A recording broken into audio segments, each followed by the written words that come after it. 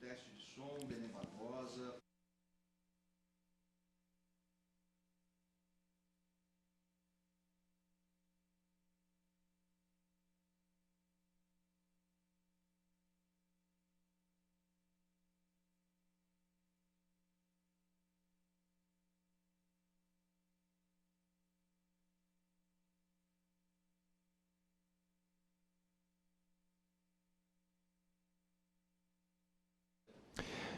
Olá, internauta, seja muito bem-vindo sempre à Jovem Pan, mais uma edição de Dois Lados da Moeda.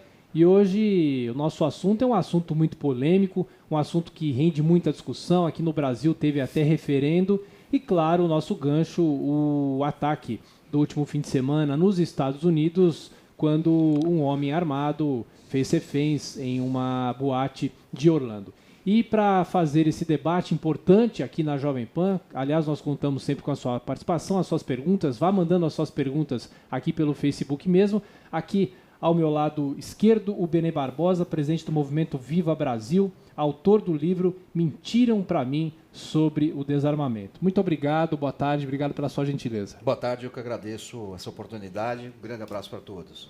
E aqui ao meu lado direito, o Martim Almeida Sampaio, advogado e presidente da Comissão de Direitos Humanos da OAB de São Paulo. Doutor, obrigado, boa tarde. Boa tarde, Thiago, boa tarde, Benê, boa tarde a vocês de casa que estão nos vendo, nos seguindo, nos escutando.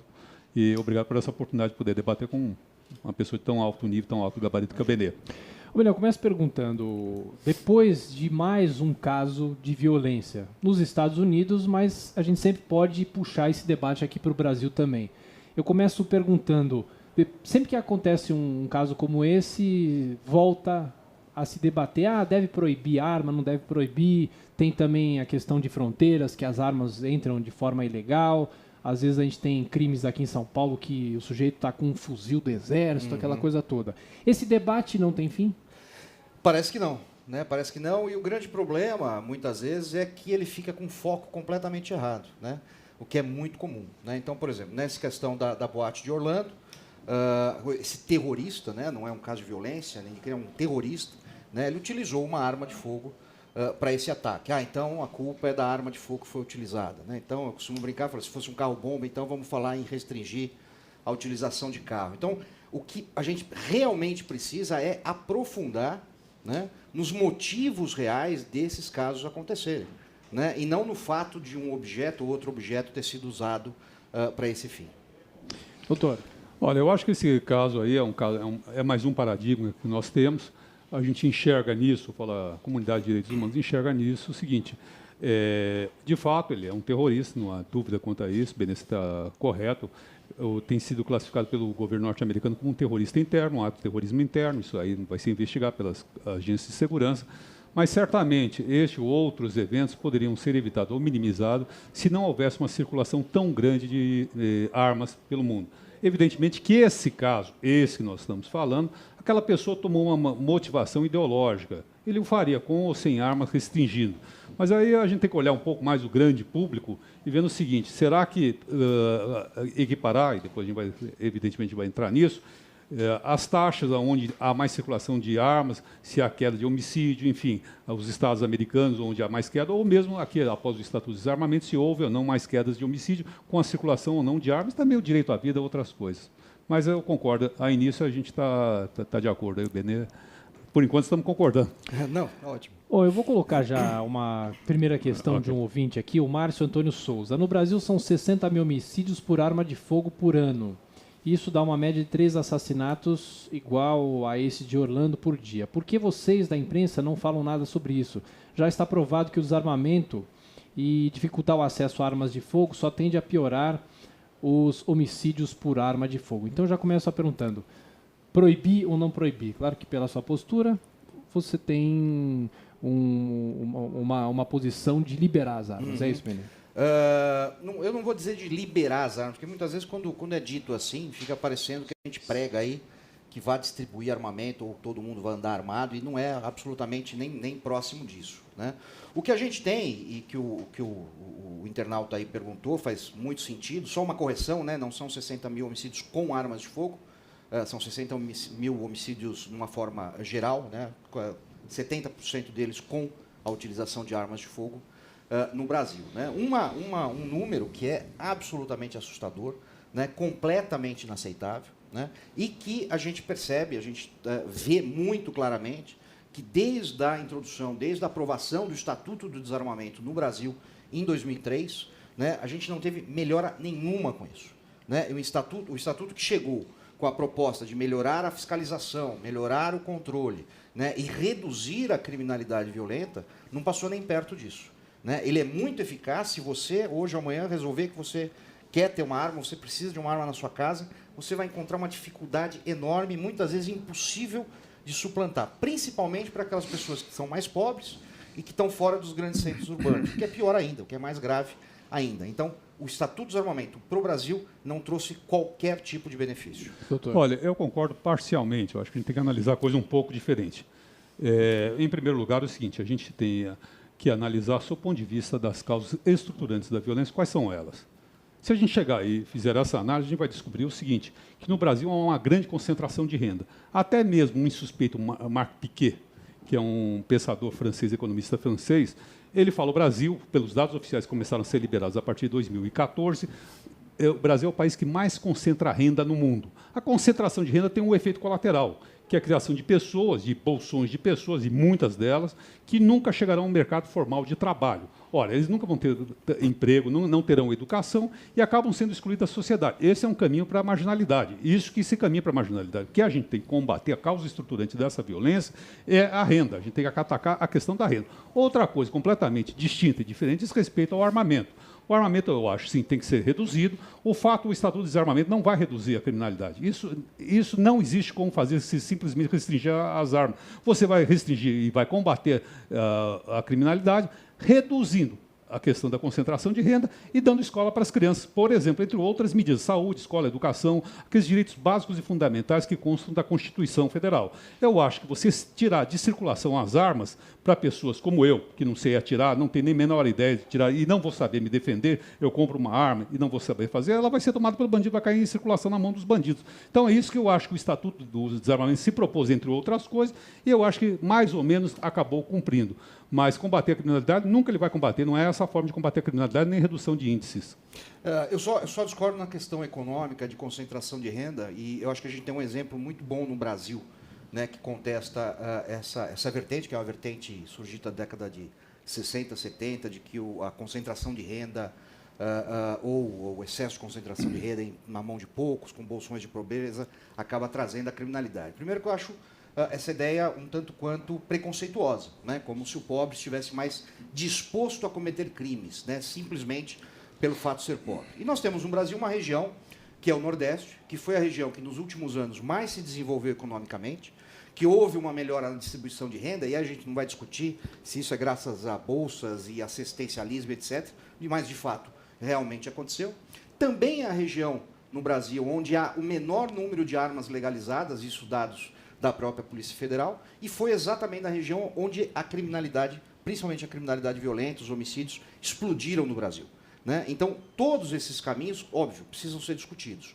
Agora, você simplesmente dizer, não, a pobreza traz criminalidade, eu continuo vendo com um enorme preconceito. Não se trata de preconceito, não é enfrentar a realidade, que é o seguinte, onde você tem concentração de renda e você não tem acesso ao mercado de trabalho, você cria uma classe social que Marx, em 1848, denominou o lupenproletariado, pessoas essas que nunca vão enfrentar o mercado de trabalho formal, que por gerações estão vivendo a rua, que não têm alternativas, e aí acabam tendo um contato muito próximo com a criminalidade. Isso é uma causa estruturante. O que não quer dizer, por exemplo, que pessoas advindas da classe média e outras classes sociais possam delinquir. Esse é o outro caminho. Mas, certamente, você aliar causas estruturantes da miséria, e eu falo miséria endêmica, que é o caso do Brasil, onde você tem 120 mil pessoas que dominam mais de 80% da renda nacional, e outras 20% que são a classe média dominam os outros 20%, e 200 milhões de pessoas que vivem consideradas classe média que ganham mais de R$1.000 por mês.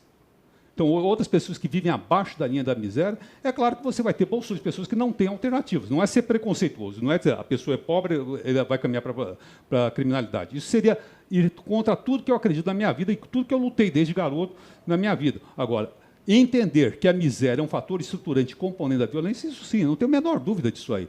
Isso eu não tenho a menor sombra de dúvida da pessoa que não tem oportunidade de estudar, não tem oportunidade de frequentar boas escolas públicas, eu digo, que antigamente, no meu tempo, ir para a escola pública era um sinônimo de você poder ter uma boa carreira. Você pode perguntar, não sei a sua idade, mas eu posso dizer pela minha idade, pela minha faixa etária, todo mundo sabe disso. Agora, se você está afastado do mercado formal de trabalho, está afastado do mercado da educação, saúde, lógico que você vai delinquir. Os índices de delinquência nos bairros periféricos de São Paulo são maiores que aqui no centro. Discordo mais uma vez, né? Primeiro que utilizar Marx, né, já é algo absolutamente complicado, né?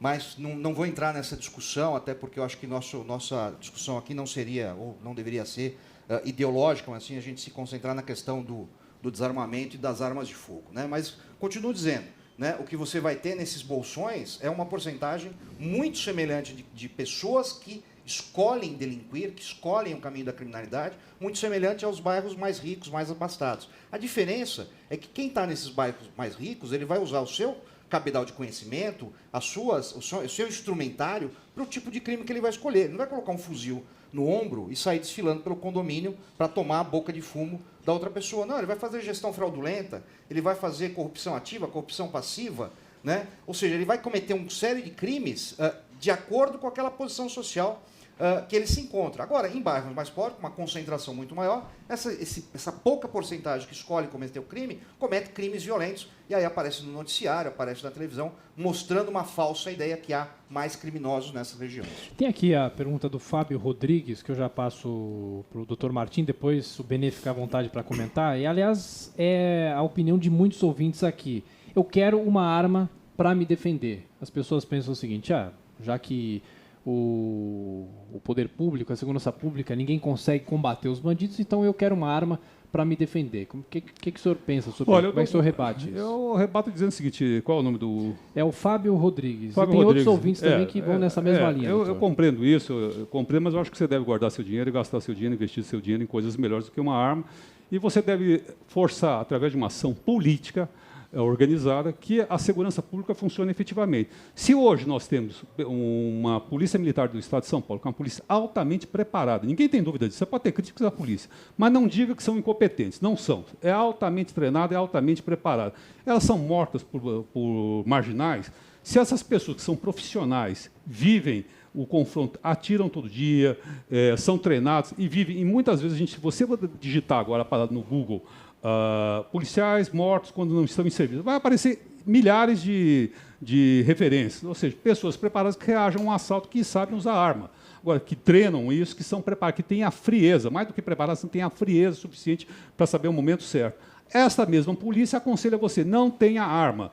Essa mesma polícia de São Paulo, qualquer autoridade policial com responsabilidade vai dizer a você, não use arma que você não sabe usar. A gente não sabe usar, então você vai fornecer para aquele criminoso uma arma e vai colocar, sobretudo, ainda que você não faça isso, sobretudo você vai colocar em risco sua vida, que é um bem muito precioso.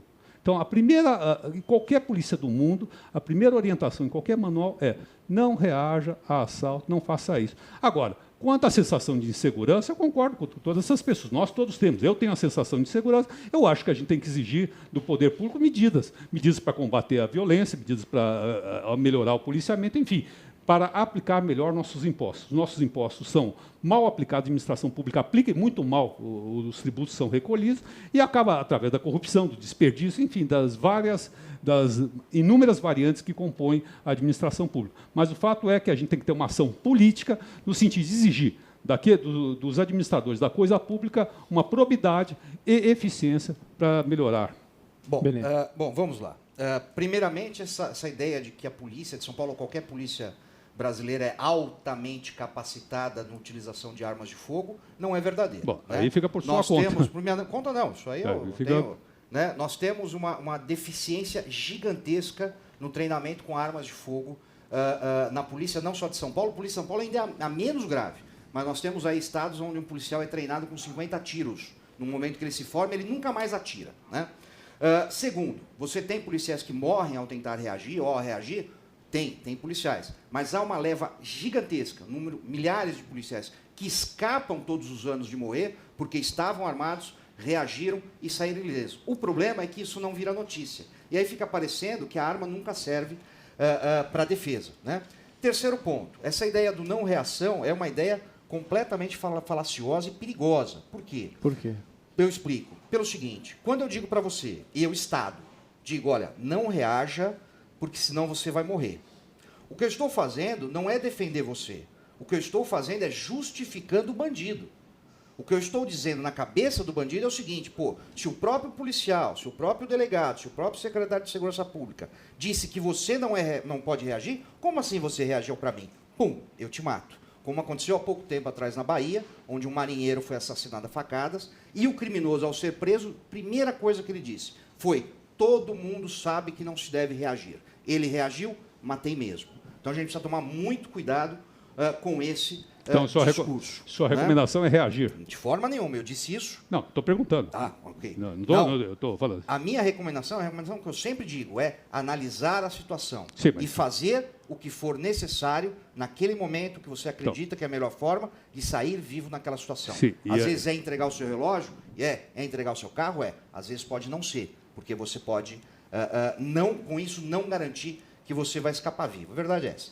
Em última instância, se eu quero uma arma, eu tenho treinamento para isso, eu tenho capacidade psicológica para isso, que são quesitos adotados pela lei hoje. Você é obrigado, só vai conseguir comprar uma arma de fogo quem comprovar efetivamente que sabe utilizar aquela arma de fogo.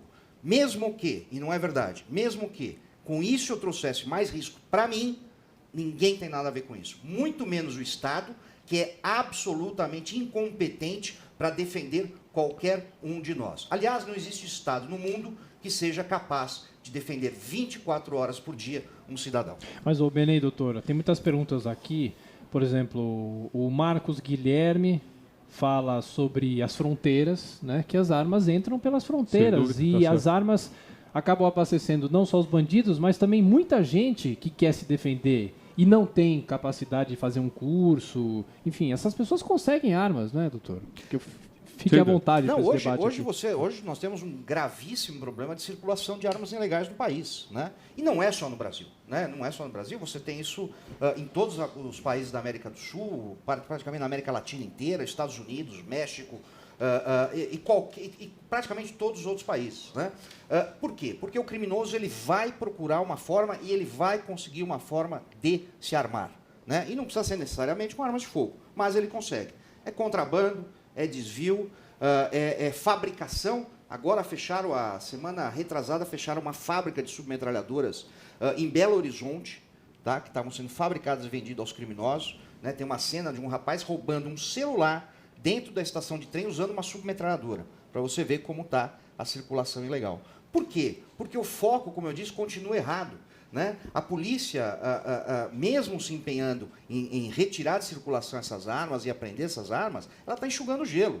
Porque ela prende o cidadão aqui, apreende a arma dele, uma semana depois ele está na rua e vai procurar armamento, e vai conseguir armamento, e vai conseguir continuar se abastecendo, né? Então, no mínimo é injusto, né, que o cidadão não tenha garantido esse direito, que inclusive está na lei, de ter uma arma dentro com capacidade psicológica, como eu disse, com treinamento para a sua defesa. Doutor. Eu acho que é um contrassenso. Se a gente diz, se ele diz, não sou eu, que o Estado não tem capacidade para prover nossa segurança, esse Estado vai ter capacidade para testar que eu tenho capacidade psicológica e manuseio de arma, porque eu vou ter que ter o Estado para liberar o uso de arma. Então, mesmo o Estado que não tem capacidade para me defender, é aquele Estado que diz para mim que eu posso usar arma para me defender, que eu tenho condições psicológicas. Isso é uma falácia, eu não acredito nisso. Desculpe, o seu discurso em relação ao Estado, também eu não acredito. É uma visão ideológica, respeito, a gente está numa democracia, essa é a beleza da democracia, a gente não concordar, porém se respeitando, evidentemente, mas é um discurso liberal, é um discurso que leva em conta que o Estado está falido e o Estado não vai fazer nada por nós. Muito popular esse discurso nos Estados Unidos, em alguns rincões dos Estados Unidos, mas eu ainda acredito que o Estado, embora esteja falido, ele é pago por nós, contribuinte, nós temos que ter uma consciência de contribuinte e obrigar que o Estado cumpra a sua obrigação, e assim tem sido. A Noruega, a Escandinávia é um exemplo, a França é um exemplo, a Inglaterra é um exemplo. Tem problema de criminalidade? Evidentemente que tem, ninguém aqui é poliano ou sonhador. Mas o fato é que nós pagamos nossos tributos, recolhemos uma alta carga tributária, eu, você, Benê, todos nós. Nós temos que obrigar o Estado a gerir essa coisa comum. Agora, eu acho que o Estado, sim, está na Constituição Federal, no artigo 5º, que é dever do Estado, a segurança e e zelar pela nossa vida. O direito básico, o direito fundamental, a dignidade humana, a vida. E como que... O Estado é garantidor individualmente da sua segurança? Ele deveria ser. Se não é uma falha dele. Se não é uma falha dele. Mas o entendimento do STF quanto a isso não é esse. Não, esse é o seu entendimento, sua interpretação. Não. Está no STF. Não está não. Está na Constituição. Tribunal de Justiça. Bom, vamos discutir no campo do direito, a gente discute. Tribunal de Justiça do Rio Grande do Sul. Então vamos discutir a decisão da Organização dos Estados Americanos, da Corte Interamericana de Direitos Humanos. Estou falando. A gente está discutindo. Não, eu estou falando. Não, a gente está discutindo Constituição. Veja, uma coisa é teoria, doutor. Uma coisa é teoria, outra é a prática do cidadão que está morrendo na rua, que está morrendo em casa. Você está correndo da teoria. Você falou da teoria.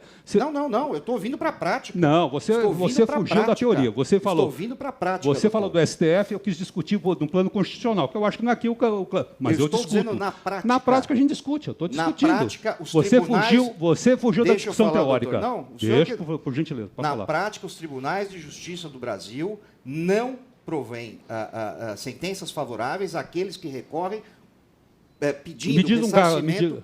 Me diga um caso concreto. Tribunal de Justiça do Rio Grande do Sul. Um rapaz assassinado por um egresso, por um fugitivo da Justiça do Rio Grande do Sul, foi assassinado. A esposa dele entrou com ação contra o Estado, pedindo indenização, porque o Estado deveria garantir que ele estava preso. Deixa eu acabar. Isso aí foi negado, dizendo que o Estado não tem obrigação e é incapaz de proteger individualmente cada cidadão brasileiro. Agora fala. Agora eu posso falar. Eu acho que o senhor está desatualizado, não conhece o nosso direito para falar dessa forma. Desculpe, eu acho que o senhor não conhece. Primeiro que não tem caráter vinculante. E mais, vou dizer mais.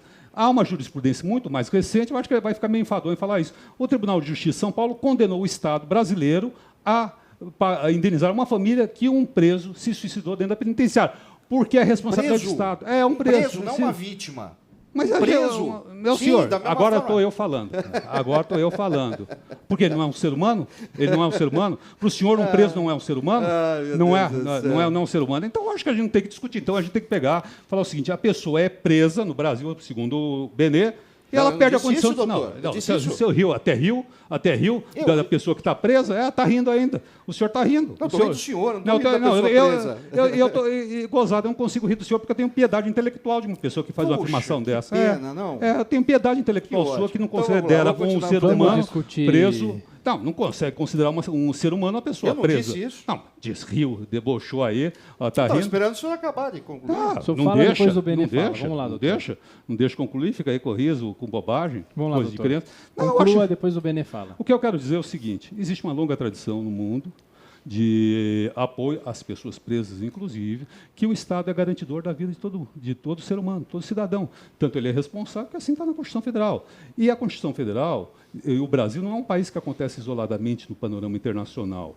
Ele acontece dentro de uma sociedade internacional, tem compromissos internacionais firmados. E os compromissos firmados pelo Brasil na sociedade internacional apontam no sentido da paz social, apontam no sentido do Estado garantir as liberdades individuais e a vida entre elas e a dignidade humana. É isso, resumidamente. Bom, vamos lá, exatamente, por garantir a integridade da vida humana e a vida do cidadão e até do bandido também, eu não disse isso, como o senhor tentou dizer, é que eu defendo a ideia de que todo cidadão com preparo, né, tem que ter o direito, tem que ter a liberdade, mais do que isso, de ter uma arma de fogo para sua defesa, e o Estado não pode negar esse direito, né? Porque a verdade é o seguinte, quando um criminoso meteu o pé na porta da sua casa, não adianta você chegar para ele e falar, olha, de acordo com a Constituição, o Estado tem que me proteger, porque ele não vai te proteger. Ponto final. A verdade é essa. Infelizmente é essa. O mal está lá fora. Há pessoas ruins, há pessoas cruéis, prontas para fazer o que quiser com a sua família.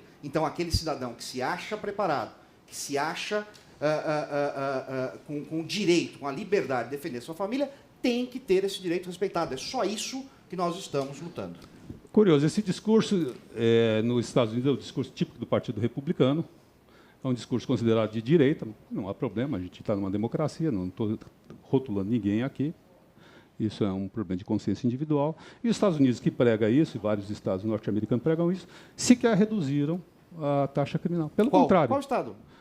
Os Estados Unidos hoje têm a maior população carcerária do mundo. Não, estamos falando de criminalidade. Não, o senhor disse, estados não reduziram. Qual estado? Estado Texas, por exemplo. Não reduziu? Não reduziu. Não, ele saiu da década Não ele reduziu. Vou dizer dados. Ele saiu da década de 80 de 12 homicídios por 100 mil Então, habitantes. Hoje tem 4,8 homicídios. Isso não é redução? De quem que são matemática é essa? indicados, Texas? Que matemática é essa que tem 2 milhões que não leva em conta, tem 2 milhões de cidadãos presos norte-americanos nas cadeias? 2 milhões de bandidos presos pagando suas penas por 2 milhões, e a população armada. 2 milhões, muito bem. Então, houve redução de criminalidade? Não, eu acho que a tese não funciona. Houve 2 milhões presos? Houve. 2 milhões é a maior população do mundo? Houve? Está ótimo isso, eles Tá cometeram ótimo. crimes. Está ótimo. Tá ótimo. Será que a sociedade está bem isso? Se eles cometeram um crime, eles têm que estar presos. Por isso que reduziram o número de estupros, desabou no Brasil, o número de... No Brasil não, nos Estados Unidos, o número de homicídios desabou nos Estados Unidos nos últimos 20 anos. E, obviamente, a população carcerária subiu porque os bandidos estão sendo presos. Diferente do Brasil, que continua com essa leniência com bandido,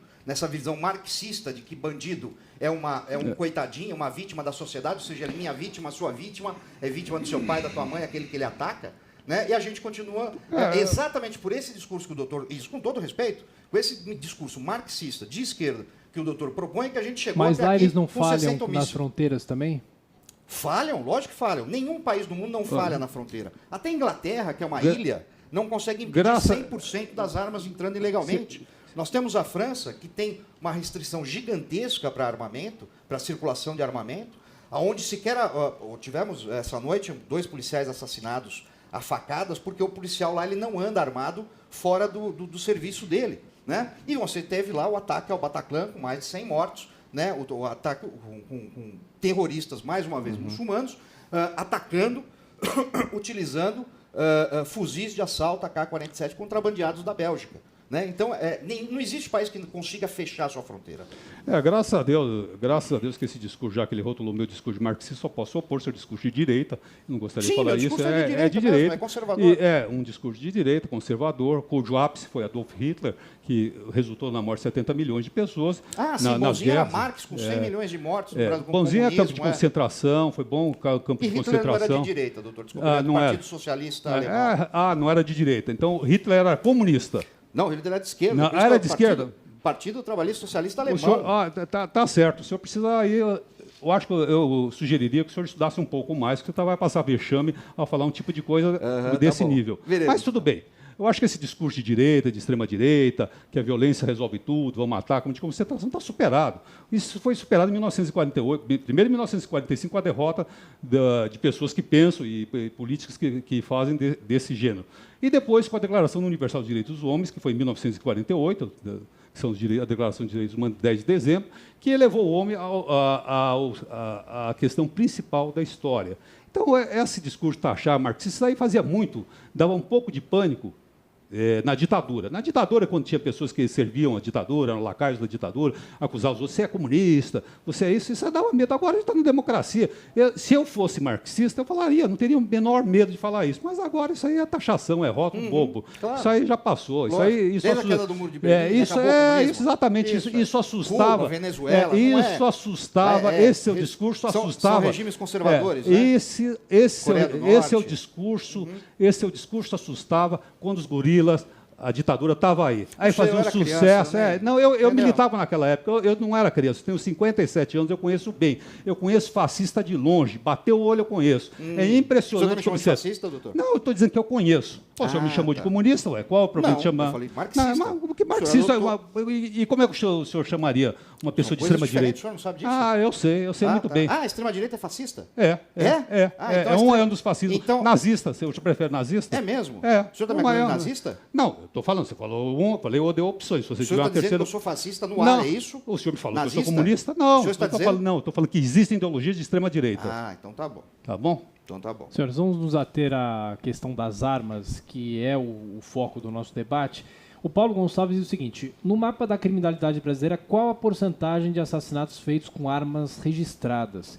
E qual a porcentagem de assassinatos feitos com armas ilegais? Claro que esse número, não sei, talvez o Benê tenha mais de cabeça do que a gente, mas qual é a comparação que é possível se fazer com isso? A gente já está entrando na reta final do nosso debate aqui, Benê. Infelizmente, não há a coleta de dados da segurança pública brasileira é muito ruim, né? Ela é muito dispersa. não há um padronizamento entre todas as secretarias de segurança. Né? Para vocês terem uma ideia, até homicídios são catalogados de formas diferentes. Né? Então você tem lugares aí, Secretaria de Segurança, que está catalogando o homicídio como encontro de cadáver, morte a esclarecer, exatamente para jogar para baixo o número real de homicídios. Então a gente não tem esse dado. O que a gente sabe, obviamente, por entrevistas e conhecer bem o meio, é que o número de armas utilizadas em homicídios, em crimes realmente, de armas registradas é ínfimo, é numericamente desprezível. Né? A maioria, obviamente, são de armas ilegais que estão na mão da criminalidade. Doutor. Eu não tenho esse dado, mas eu acho que eu tendo a concordar com o Benê, que faz bastante sentido o que ele diz. Eu acho que as armas legais são poucas e as armas ilegais são maiores em circulação, não tenho nada a opor. Doutor, 1 minuto para suas considerações finais. Vamos Tá lá? bom, vamos lá. Por favor. Obrigado já pela gentileza, por estar aqui e obrigado pelo debate. Eu agradeço ao Benê, desculpe se a gente se radicalizou um pouco, faz parte. Se inflama um pouco aí, mas não é isso, não tome nenhuma observação minha como desconsideração. Agradeço a você, Tiago, Obrigado. esse espaço. Eu acho que é importante fazer essa reflexão e essa contribuição para o avanço da sociedade. Esse é um debate atual e deve ser mantido à luz do que foi esses incidentes que acabaram de ocorrer na Flórida, Estados Unidos. Obrigado. Ok, obrigado.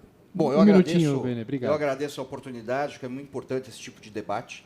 É um debate complexo, com série de fatores, com muitos mitos que foram criados em cima disso durante todos esses anos. Inclusive, foi o que levou a mim e ao Flávio Quintela, né, escrever o livro, Fique à vontade. Né, que é o Mentiram para Mim sobre o Desarmamento, que traz aí as 9 principais mitos que foram criados sobre a questão. Um livro bastante interessante, com uma linguagem bem simples, exatamente para as pessoas entendam que muitas vezes elas são enganadas, né? E por isso acabam acreditando que o desarmamento é bom para a sociedade. Né? Para encerrar, gostaria de lembrar quem criou o primeiro Estatuto de Desarmamento do mundo, né? Com o catálogo sistemático dos seus proprietários, foi Adolf Hitler. E por isso mesmo eu estou muito longe do nazismo ou do fascismo, porque eu não gosto de Estado se metendo na minha vida. Eu sou responsável por ela mesma. Benê Barbosa, presidente do movimento Viva Brasil, autor desse livro que ele mostrou aqui, o livro Mentiram para Mim sobre o Desarmamento, e aqui ao meu lado direito, o Dr. Martim Almeida Sampaio, advogado e presidente da Comissão de Direitos Humanos da OAB de São Paulo. A todos que nos acompanharam, muito obrigado pela sua audiência e continue sempre aqui na Jovem Pan. Esta foi mais uma edição de Dois Lados da Moeda. Até a próxima.